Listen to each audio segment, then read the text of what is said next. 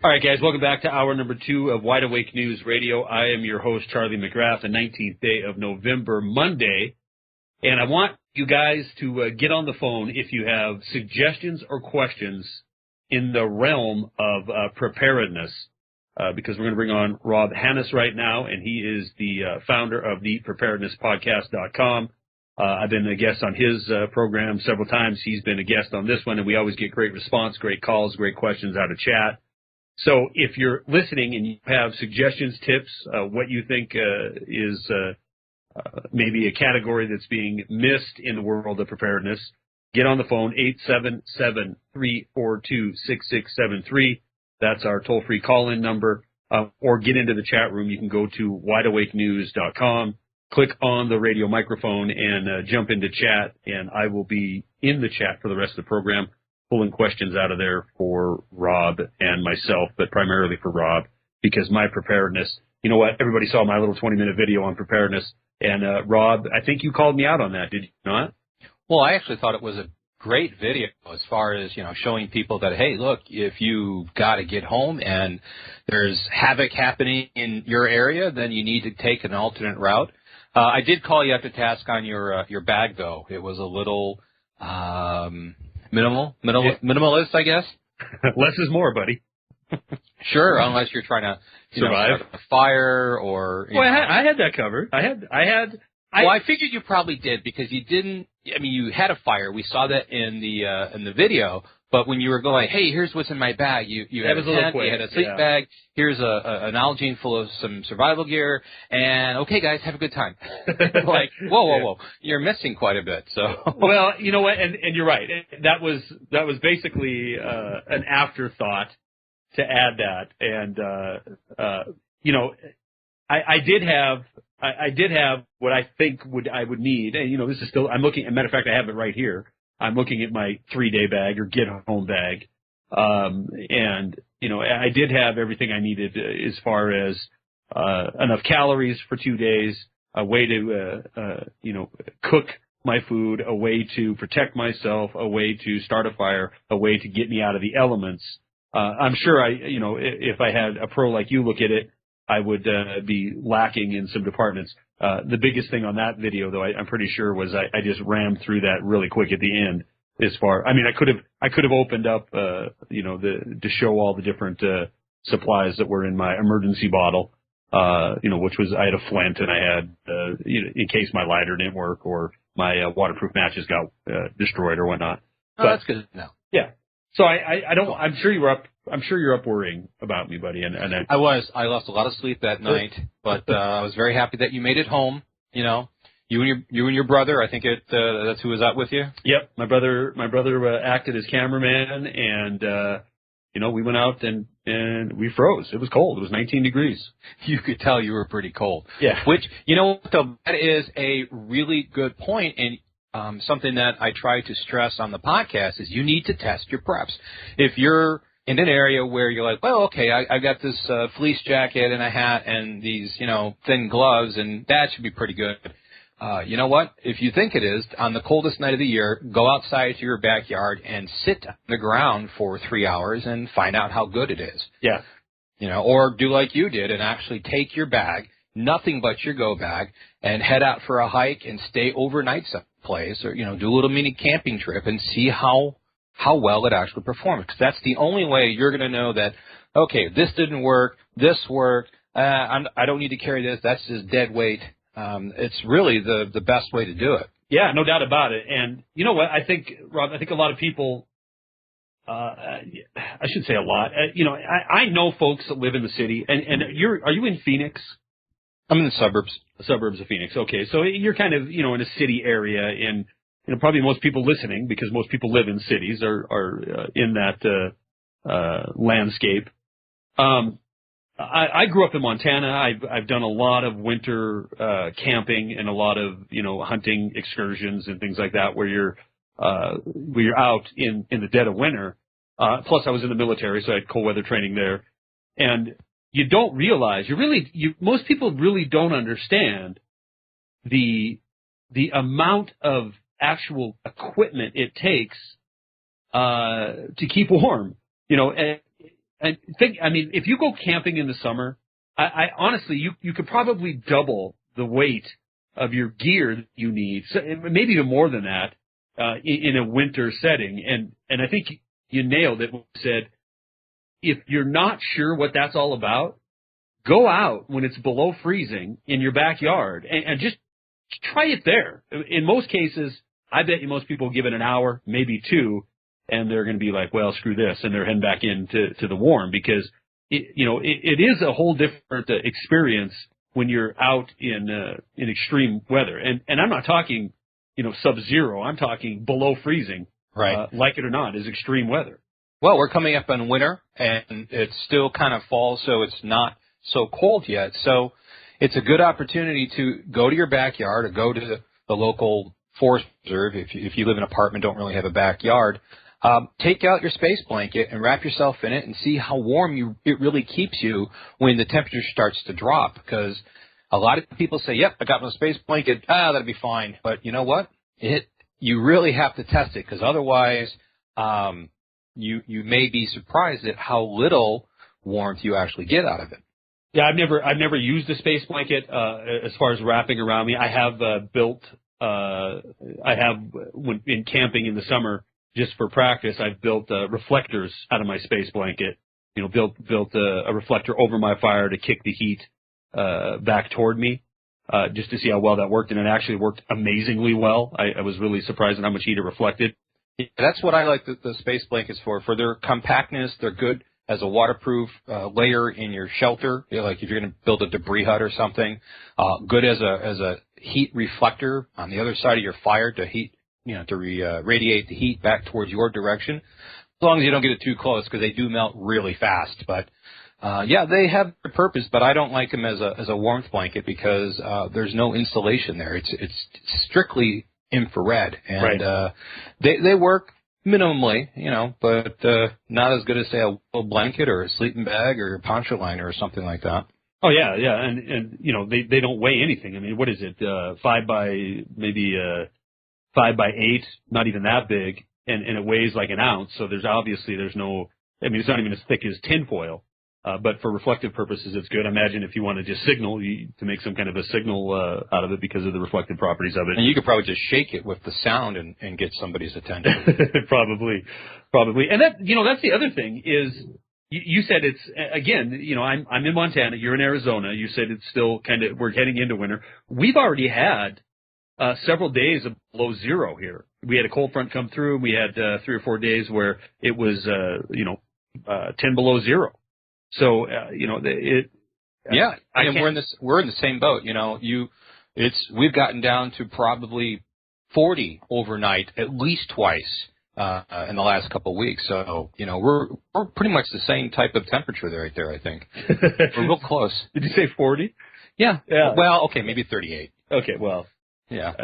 I would go sleep on the ground at 38. I'm not afraid. But you know what, though? Actually, relatively speaking, it is similar. I mean, we have temperatures up into the hundreds, 110s, sometimes as high as 120. And you get acclimated to that. Your blood does thin out. You get acclimated to it so that when it gets down to 40, it can feel a lot colder because you're not used to it. So you may get down to 19, but because your summers aren't as extreme as ours, it's all relative. So, if I had to go out and stay out on a typical night right now, it would be pretty cold because, 35, 40 degrees is much colder than we're used to down here. Right. Well, the main difference is when we're dealing with 5 degrees, your ground is frozen. It's completely solid. Your fire, if you don't have a way to reflect that heat back onto you, it's almost meaningless. If you don't have a way to capture some of the heat coming off of it, and either with flat rocks and you're putting it into your shelter or right into your sleeping bag, then you're going to still be in a lot of trouble. You get you're much colder there like in winter with your snowstorms and stuff. So with your crazy snowstorms. Yeah, your crazy snowstorms. All right, we're going to take a break. We're going to be back with Rob Hanus and more Wide Awake News Radio. Talk more on prepping. I have a couple questions written down. I'm going to be. We have a caller from from Washington on the phone, Richard. We're going to get to him and Meat Dog. I'm on the backside of this break. Hang tight. We'll be right back. Charlie McGrath of WideAwakeNews.com here with a question from my friends at Austin Rare Coins and Bullion. What do they know that we don't? Insiders and a who's who list of elite have made it crystal clear that we are headed for catastrophe, putting out warning after warning, urging people to batten down the hatches. Billionaire George Soros has recently been dumping stocks and at the same time acquiring millions in gold. In fact, in a recent interview, he was quoted as saying, "I'm not here to cheer you up. The situation is as serious and difficult as I've experienced in my career." Out of control government deficit spending and a Federal Reserve that's only solution seems to be print more fiat currency will lead to a weaker dollar and massive inflation on necessity items such as energy and food. If you have wealth to protect, please visit my friends at Austin Rare Coins and Bullion. Gabe Elton and the folks at Austin Rare Coins and Bullion have many Wide Awake News customers because they're honest, they're fair, and they won't sell you paper promises or product they do not have. Call Gabe Elton at 800-552-4109. That number again, 800-552-4109, or visit them online at austincoins.com.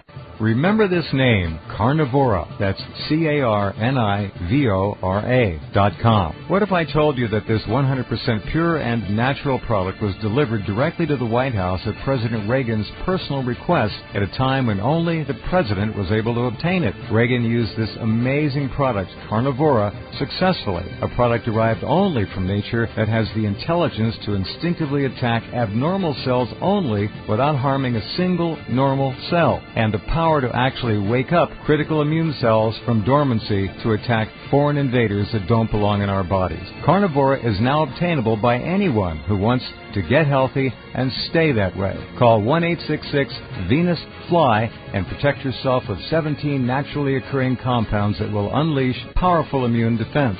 That's 1-866-VENUS-FLY. Call 1-866-VENUS-FLY and get your Carnivora today. Visit carnivora.com.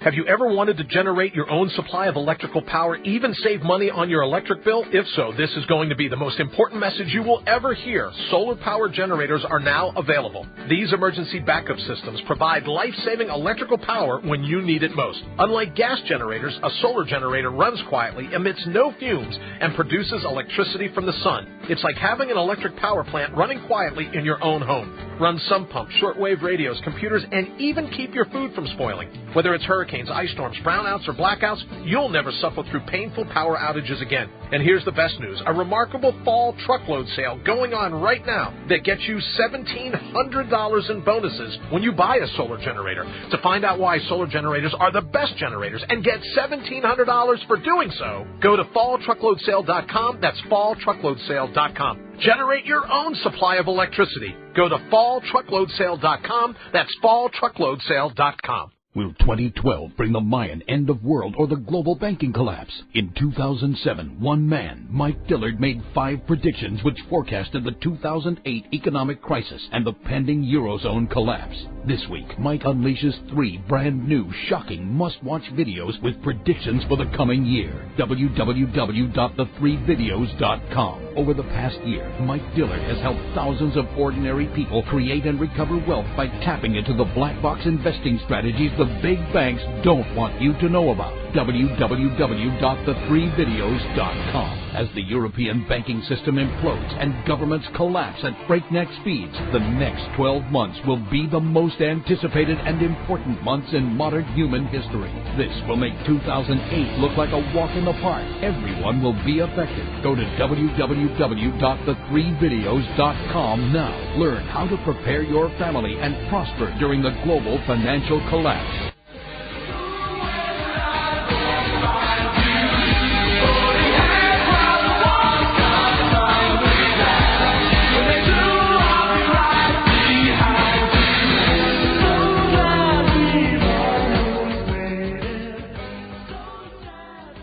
All right, got a couple questions out of the chat room on preparedness. We're going to go to them momentarily, but if you're calling, you're going to get on here first. So we do have 2 callers. One is Richard from Washington, and the other is the Meat Dog. So let's go to Richard. He was the first one to call in. Richard, how are you? Thanks for calling in tonight. I'm well, always well, because I know how to stay well. And as you mentioned earlier, I think the most important preparedness aspect is to know how to stay well. And so I'm going to solve three problems. One being your health situation. You're still suffering from a histamine response, and I'll leave my phone number if you want to deal with that separately. I work with Sherry Edwards, practitioner, so I really trust that diagnostic technique. But here's the thing, Richard, she's actually done a complete diagnoses on me and made a bunch of suggestions, which I'm following, which are all really helping well. Go ahead. Well, that's it. Like I said, I'll leave my phone number. You can call if you want to. I'd really like to see what those were. But here's the thinking. You have to understand the body chemistry of the body. You were talking about heat. Most heat should come from within inside. And what you have to understand, there's two forms of getting energy in the body. One's a quick and dirty high temperature heat, and one's a long-lasting energy production. You can get energy by eating carbohydrates, secreting insulin, and getting a quick burn. But that's not really the most constructive way to run your body. If you study all the primitive cultures, they ran on fat, good quality, unheated fat. That will keep you generating energy for much longer and will keep you warm from within inside. And secondarily, that will also allow you to regenerate. You can't regenerate unless you're in the parasympathetic and you're using your digestive system to process the fats and proteins so that you can have those products available for regeneration. Okay, quickly, what are you suggesting? What types of fat? And let's get Rob in on this because I think that's a good point. Go ahead. Well, the best one now in the present situation would probably be raw, and you can get this almost anywhere, raw melt cheese. That's the ideal production of good quality fats and good quality proteins. The thing you have to consider, though, is you've turned off your digestive system with carbohydrates. I mentioned on other programs what I call the civilization cycle. Toward the end of that cycle, much like Dex was talking about, they're doing it financially, but they do it from a dietary perspective, too. All the cultures will collapse after they become so populated they depend on grains. I would suggest you're probably eating a lot of grains. That's what's causing the histamine response. I don't know that for a fact. But that's what causes the collapse. And so you have to wean yourself from those grains. You have to regenerate your digestive system by training it, and this is the cycle. You can run on those during the day, but at night you have to eat only proteins and fats, supplement with some betaine hydrochloride or some kind of acidic stomach acid production supplement, and then train your body to process the fats and make sure your gallbladder is working well. If you can't do those things, you're going to run on sugar no matter what you do, and you're going to be in a bad situation. The quick burn, the quick burn, and it's not a lot of bang for your quick calories. And destructive. The insulin actually destroys the body. That's why we have health problems. The insulin is really a catabolic enzyme, even though it's anabolic by creating tissues.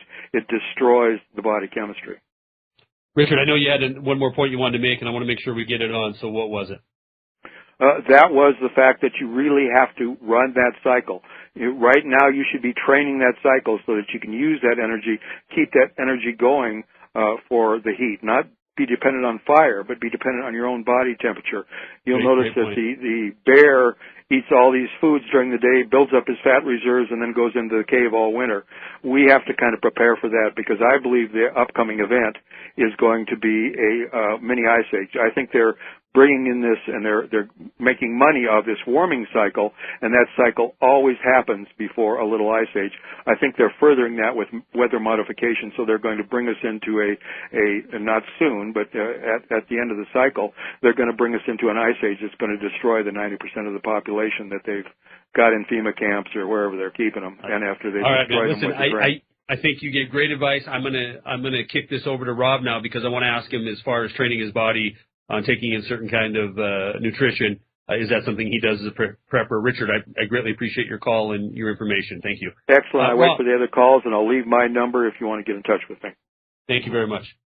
Rob, are you, as a prepper, are you concerned about the type of food that you subsist on right now not being available? Are you planning on training your body to change for a potential or for training for a potential change in your diet if you're in a survival situation, maybe, you're buying emergency foods or whatever kind of supplies you have in reserve, when maybe you want to supplement that with protein from nature. Well, yes and no. I mean, I've never been a nutritionist, so I really can't speak to everybody else. But, what my family's been trying to do is we've hold on. Trying to eat. I tried to wrap it up quick, so okay, and I didn't. So let's take this break. When we come back, I want to talk a little bit about the kind of foods that we might be looking at have to eat. We've all watched Bear Grylls, right, when he's killing rattlesnakes and chowing them down. We're going to talk about that. Meat Dog, we're going to get to your question as well. We're going to be back with Rob Hanus, Preparedness Podcast, and more Wide Awake News Radio in just a few minutes.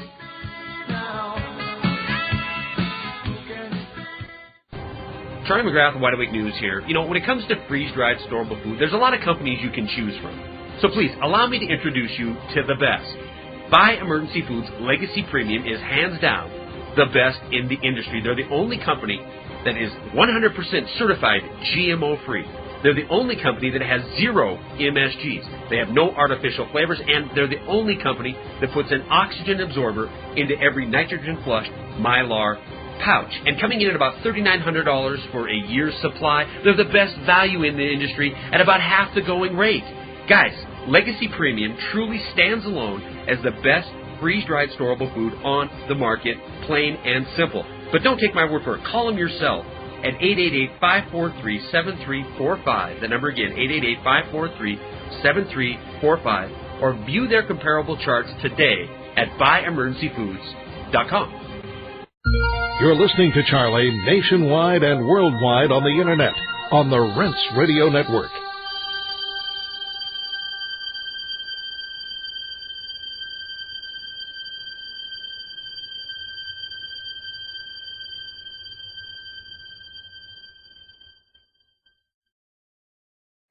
Known worldwide as the most consistently fascinating, informative, and unique program on radio, the Jeff Rense program can be yours to listen to anytime, anywhere, whenever you want to hear it.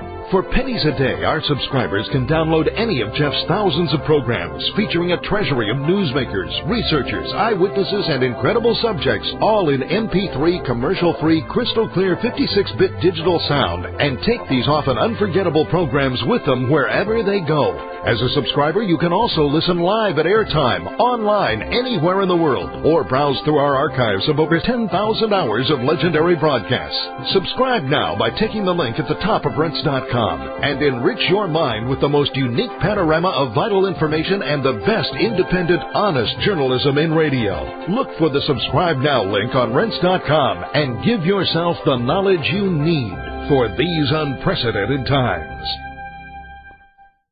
Heart-related health problems affect millions of people each year. Maybe you're one of the many who suffer from issues related to angina pain, high blood pressure, congestive heart failure, unbalanced cholesterol, irregular heartbeat, or clogged arteries. There is a solution that doesn't involve expensive prescription drugs that only mask the problem and leave you with horrible side effects. If you are ready to live your life free of sickness, pain, and fear, live your life with increased vitality, energy, and youthfulness, and experience your body healing itself, then you're ready for Heart and Body Extract from Healthy Hearts Club. Heart and Body Extract has a 23-year proven track record of using certified organic herbs that make up an excellent formula to balance and support the heart and circulatory system. In as little as 2 weeks, you can feel amazing results when your 2-month supply of Heart and Body Extract today. Call 1-866-295-5305 or go to hbextract.com.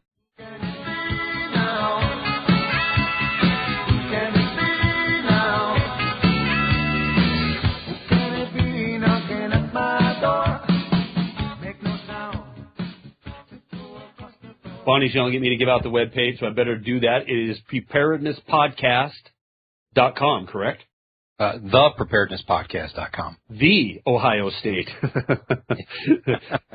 ThePreparednesspodcast.com is Rob's website. You upload weekly podcasts there, correct? 2 to 3 times a week. It's an irregular schedule, which I apologize for, but, juggling family and day job and stuff like that, I have to do the podcast when I get the time. So been pretty consistent at putting out 2 to 3 a week. And if you go to the website, you'll see the post there, or most people just subscribe to iTunes, and then it just automatically gets downloaded. Very cool. Do we still have you, Rob? Yeah, I'm here. Okay, it echoed on me for a second. I want to talk about, and before the end of the program, I want to talk about the new things that are happening with Legacy, the food company that supports your program and mine. But before I do, I kind of want to, Meat Dog is holding, we're going to go to you next, Meat. But Richard did bring up a few good points about, if we're used to eating A, and all of a sudden we're switching over, maybe it's even just switching over to a healthy line of emergency food, like the Legacy Premium stuff. I mean, it's good quality food, but we're not used to consuming that for our daily caloric intake.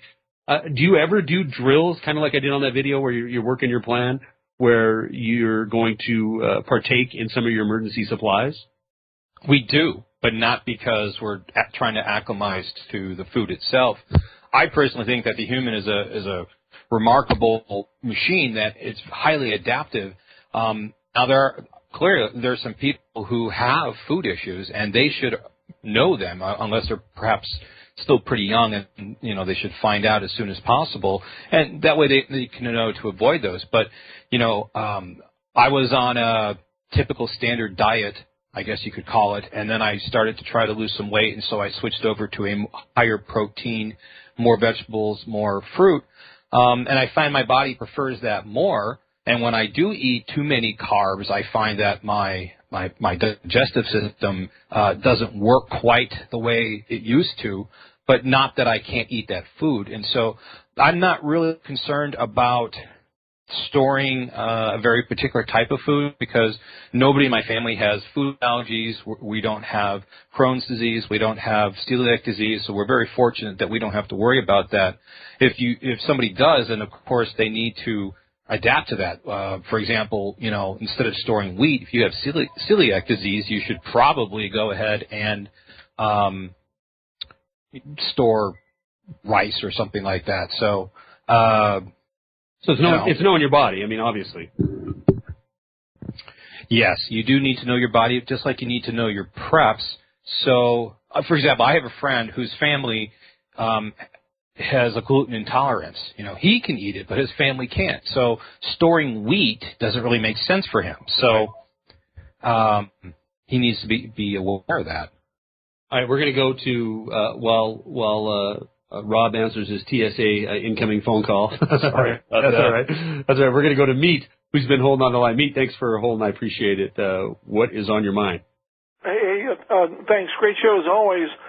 Before I presumptuous enough to offer any kind of advice, let me use myself and a friend as a bad example, so maybe your listeners can learn from our mistakes. Okay, I love mistakes. Go ahead. Okay, well, about a couple months ago, I threw away about $40 or $50 worth of canned goods. Naively thinking, well, listen, a can is going to last forever. Not, as any person should know, which I didn't, I knew there's expiration date on there, but I figured, it's good for 10 years. Of course it isn't. Well, so I opened up a couple cans of Spam, and I was going to cook it for dinner, and, I opened one can, for dinner, and I took one bite of it, and it just did not taste good, and I opened up a second can, and I was trying that up, and it didn't taste particularly good either, and it was about a couple months past the expiration date. Now, the dogs loved it. The dogs loved it, okay? Are they still alive? Yes. Okay, they survived. So it was a couple months past expiration. I don't think it was spoiled. It just lost its flavor. Now, yeah, I was going to say that you'd have probably been fine to eat that a couple months past its expiration date on a canned good item. It might lose some of its flavor, and I'm certainly not suggesting people go out and eat past expiration date But canned goods, Rob, give us your take. I mean, well, expiration dates in general are not necessarily indicative of when a food or a medicine is no longer good. It's typically because by law they have to stamp something on there, and so it's either because it's going to be guaranteed up to that point, or it's going to taste best to that point, or they basically want you to throw it out so you can buy some more at that point. Right. I have personally eaten food that has been very out of expiration date, but you have to be careful because it is getting old. But you know what? Just because it's within expiration means nothing. If it's not packaged right, or if there's a dent or a hole, or it's corroded, or something happened to that can, it could be, you still could have a year in the expiration date, but it's still bad. You have to be able to know that it's bad. I mean, typically you have to look at the can, make sure the can is in good shape, there's no corrosion, there's no denting, because denting allows for pinholes. You'll make sure there's no bloating. And when you open it, you want to listen to see if there was an escape of gas, like if there was a gas buildup and you pop the can opener and it goes, that's not good. Some cans are under a vacuum. That's not the same thing I'm talking about. You want to smell for a foul odor. You want to make sure that it looks good and stuff. Food that can still be very well. I read a report from, I think it was Hormel or something like that. Basically, canned meat is good for almost indefinitely as long as the can's intact, as long as it was packaged well and it was sealed well, and as long as that it was stored well. It's nearly indefinitely. Now, that doesn't mean it's going to taste the same.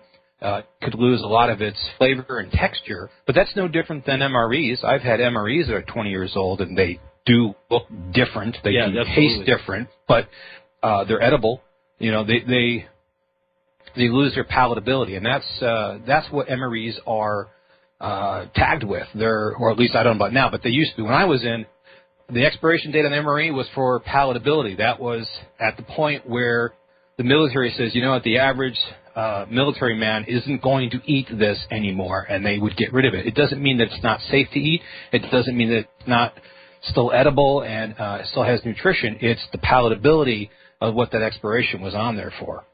Very good. Meat, did you have another example of you want to share? Yes, sure. A friend of mine had about $400 or $500 worth of grains, oatmeal, pastas, and stuff, and she had it, wrapped up, put in a plastic container, and she had kept it for several years.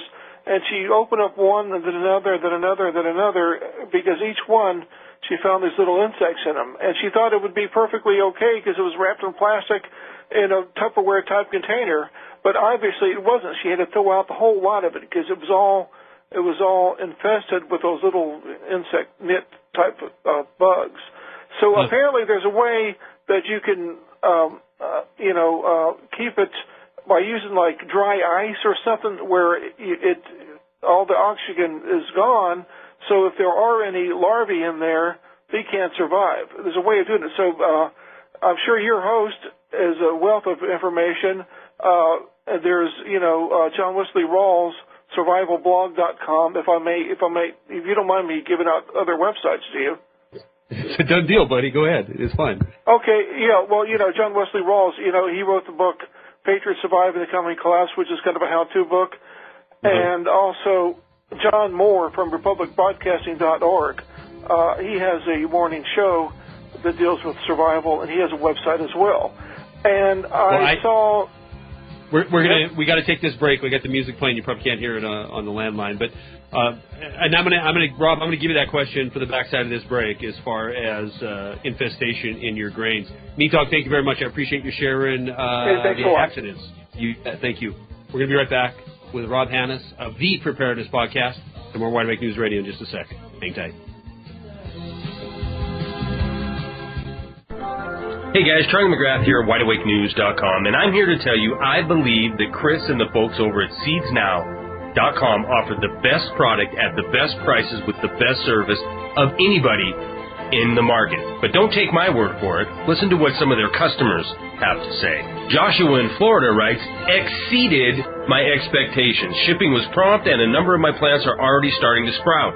Thanks for being great. And Ryan in California writes, I just received my homestead seed bank my all-in-one prepper pack, and seed-to-seed storage and growing guidebook, and I could not be more pleased. Thanks, Seeds Now. Now I can start growing and get off the GMOs. Keep up the great work.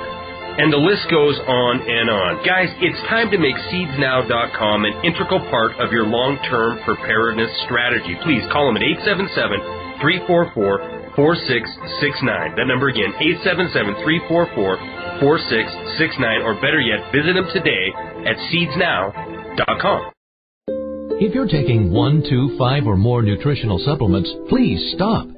Simplify your supplementation with Bio Superfood, the most advanced nutritional whole food supplement you can buy. Men, women, children, even Olympic athletes the world over have discovered Bio Superfood from BioAge.com. And now take just one nutritional supplement instead of many. The Bio Superfood formulas are whole food products composed with 4 of the most nutrient-dense algae found on Earth. Bio Superfood for the brain helps with focus, memory, clarity, and mood. If you can increase brain health, the rest of the body is a no-brainer. Bio Superfood has 0 toxicity and is safe for you and your family. Learn more and order your Bio Superfood formulas at BioAge.com, spelled BIOAGE.com, BioAge.com, or call 877-288-9116. That's 877-288-9116. BioAge, the age of advanced organics. Are chemtrail geoengineering programs changing our weather and destroying our environment? Why in the world are they spraying? They want to create a storm in the southeast, then they'll start engineering out over the North Pacific. That's where the trade-offs will be.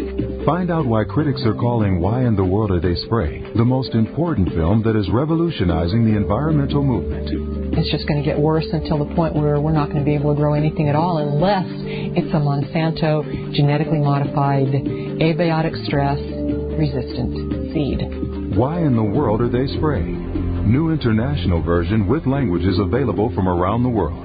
For 1 month, Rinse listeners receive free shipping. Go to the banner on the front of the Rinse website and click on the link for more info. It's all about money, and weather is another form of commoditizing, a way the Central Command Group can commoditize another form of our life. Why in the world are they spraying? And if you control the weather, you're going to control the planet. It's that simple. Make a promise, take a vow. Trust your feelings, it's easy now. Understand the voice within and feel a change already beginning. Oh, tell me again. Guys, welcome back to One News Radio. Charlie McGrath, your host, Rob Hanus of The Preparedness Podcast. I'm going to enunciate the now for the rest of my life. The Preparedness Podcast.com. And we were just talking in the break that the last time Rob was on, we did a 2-hour segment, which is what we need to do again because, a couple callers and a couple questions in chat, and they certainly burn up the 40 minutes of talk time or so we have in a normal hour segment. You wanted to address, I have a question out of chat about being concerned. Are you concerned because you put it out there that you're a prepper? That was from Ohio Prepper in chat. The other one was ham radio. If you want to touch on that, fine. I'm giving you all these now so I can just turn you loose. But I know you want to touch on the proper storage of grains. So, Rob Hanus, take it away. Well, I just wanted to point out that you have to store the food properly. The big thing is the oxygen. If anything you're going to store for long term, like grains or whatever, you got to remove that oxygen. And there's several ways of doing it. We don't really have a lot of time to go into it, but plenty of information on the internet and probably even my site. I think I've got several stuff on that as well. But the key thing is the oxygen. Now, that anecdote where it was the woman who had the grain in Tupperware and stuff, well, the issue with that is probably the bugs and the eggs were already in the grain. So, for example, when we get big bags of flour or rice or whatever, specifically flour, or I should say particularly flour, from like Costco or something like that, we will put each bag in the freezer for like a week, drop that temperature down because that cold will kill the eggs. And then we can have that flour out in the pantry, in the buckets, and we don't have to worry about it sprouting any bugs because all the eggs are killed. I don't do that when I pack for long term because what I do is I take the foodstuffs, and I put it in a food-grade Mylar bag, and I suck all the oxygen out and put some O2 absorbers before I seal it up so that the Mylar bag, vacuum seals around the product. There's no oxygen there, and as long as there's no oxygen, the eggs might still be there, but they can't survive for very long with the oxygen. So that's the purpose of taking the O2 out. You can't just store on a shelf. How big of Mylar bags are you talking about here? I mean, how much grain are you sucking the oxygen out of? Or do you have buckets? It's like a 6-gallon bucket, and I think it's like a 6 or 7 gallon Mylar bag. I put the Mylar bag in the bucket, fill it up, and then I have a Mylar sealer, vacuum sealer. It's kind of like a food saver, but for Mylar bags. But you don't need that. You can seal them with an iron on cotton setting.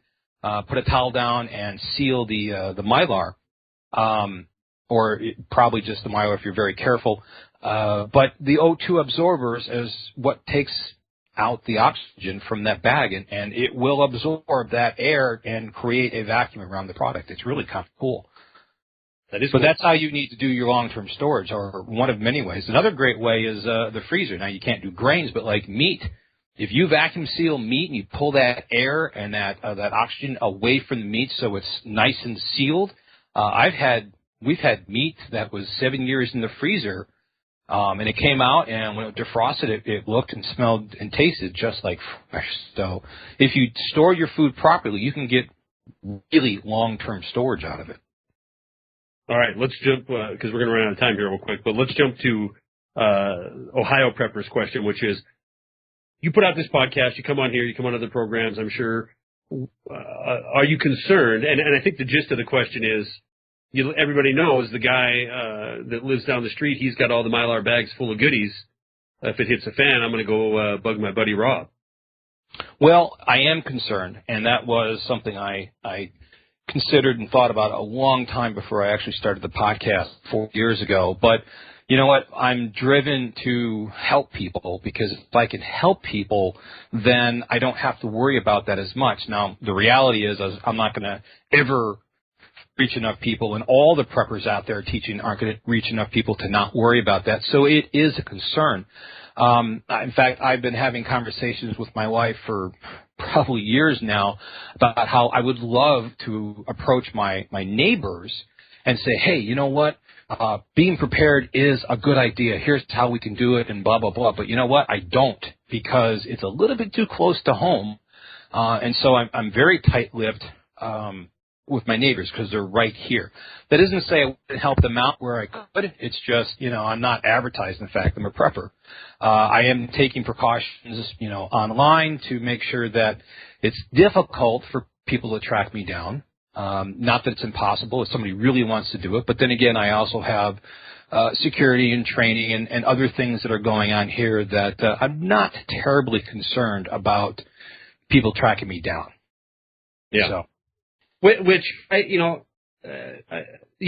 can see that, and there are people who kind of go to the other extent. They make sure that they're. You had mentioned that you're thinking about talking to your neighbors.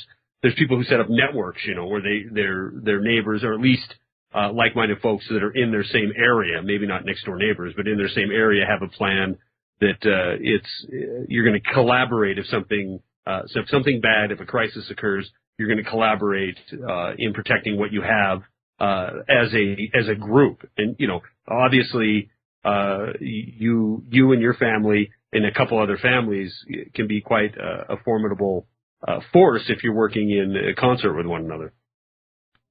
Yeah, and in fact, I just had a podcast kind of about this, episode 143. It's about finding and building neighborhood preppers.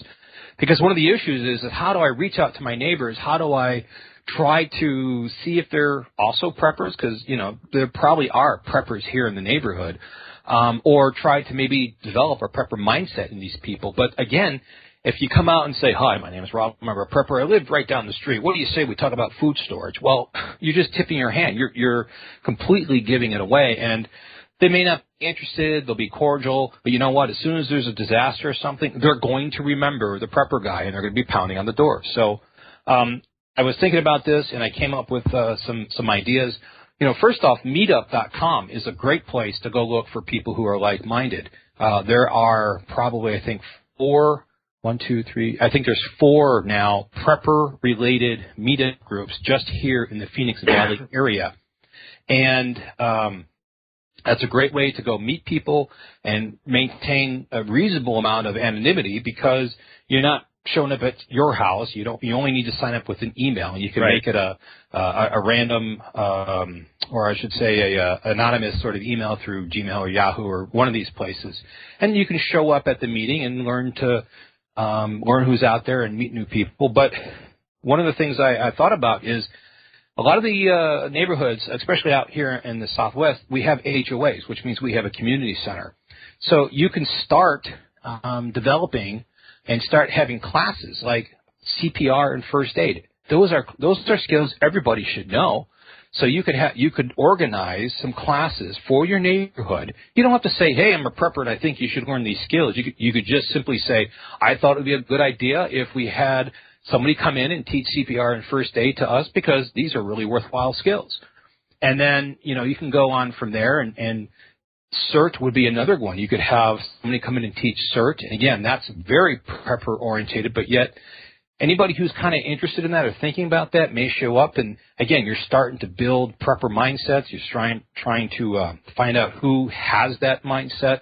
And you can keep going on with gardening classes, ham radio, canning, self-defense. I mean, you can do a lot without dipping your hand, getting to know your neighbors. And honestly, if you did nothing but get some of the people in your neighborhood to learn some of these skills and got to learn your neighbors better, that alone would probably be worth the effort. Absolutely. And if you started this road down this road of having these different classes, obviously the people that were interested in it, the people that wanted to be preppers, regardless if they knew it or not, you guys are going to get to know each other because the ones that think it's all crazy, they're not showing back up. Right. And so there's a bunch of things that I came up with that you could do. And there's probably, if somebody sat down and really thought it, you could probably come up with a lot more. But even like outdoor activities like hiking and walking and camping and mountain biking. I mean, there's a whole slew of related activities and information and classes that you could sponsor or put on. And nobody would have to be the wiser that you're the guy who's got, all the food storage. The diabolical prepper. Engineering society from behind the curtain. That's what you're doing, Rob. Yeah, well, you know me. You touched on ham radio, and that was one question that came in. Are you into it? I think you and I have talked about this before. Yeah, I am a ham, and that is as far as, being concerned about who knows who I am. I don't give up my call sign on the podcast or on the air or on the Internet, specifically for the reason that the ham database is easily to go up and look up people. So I don't give that up. But I am a ham. I have a general license, which means that I can do HF and all the good stuff like that. I don't practice it as much as I'd like to. I do have some radios, particularly in the VHF and UHF area. I got into ham radio back when I was in college because I was part of the emergency services organization for the local community. And that's how they communicated. So that's how I got into it. And that's what I might have Bonnie reach out to you in the webmaster of Wide Awake News because her and her husband are seriously considering getting into that. So I might have her reach out to you in email and ask you some questions on it. But because we're rapidly running out of time, I have a question for you. If I wanted to be a minimal ham radio operator, how much am I spending? You know what? You're going to spend some time because you have to go through the class and take the test and pass, which I think there's like $15 donation for the course materials and stuff. Hams cannot charge for their time or for whatever. It's all volunteer work, so there's no investment to have somebody teach you. And there's always classes going on. We're always trying to, expand the hobby. But as soon as you get your license and get your radio, you could buy a decent used radio, or you can buy a new one for, say, $100, $150. Now, it's not going to have a whole lot of bells and whistles, but it will get you on the VHF 2-meter band, which allows you to access repeaters. And when you talk through the repeaters, you can talk a lot farther than you can with the radio itself. And there's constantly hams on these repeaters, so that's a really good way to get into it. So a couple $100, you can get your feet wet in ham radio. Yep. All right, Rob Hanus, thepreparednesspodcast.com is his website. You can access his bi-weekly, which means a couple times a week, podcast that he posts up there. Rob, I know I won't have you on again before the holidays, so travel safe. Have a good holiday weekend. You too. Have a great Thanksgiving. All right, man. Thank you very much. Guys, please stay tuned for Jeff Rins because he is coming up next. I will tell you